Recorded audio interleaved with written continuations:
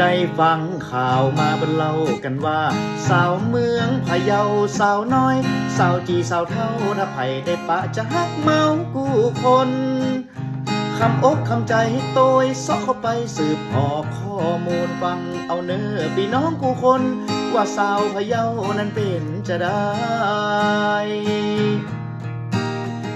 สาวอำเภอแม่ใจจิตใจปนตึงงดงามไปแอวไหนบ่าวกะเอิญถาม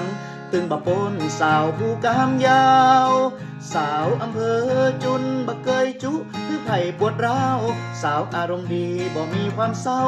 นั้นเป็นสาวอำเภอเจียงมวนสาวผู้สร้างมันยาการเก็บทองเก็บเงินนักตึงบ่มีไผเกินต้องเป็นสาวอำเภอปงบ้านเฮาสาวดอกคำไต้ไผหันก็ต้องรักเมาเฝ้าคอยดูแลทุกคำแหลงเจ้า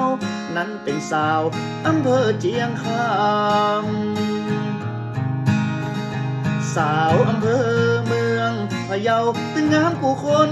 ได้เป็นแฟนบ่ต้องกังวลเรียบพร้อมทุกคนตึงเก้าอำเภอหากใครสนใจ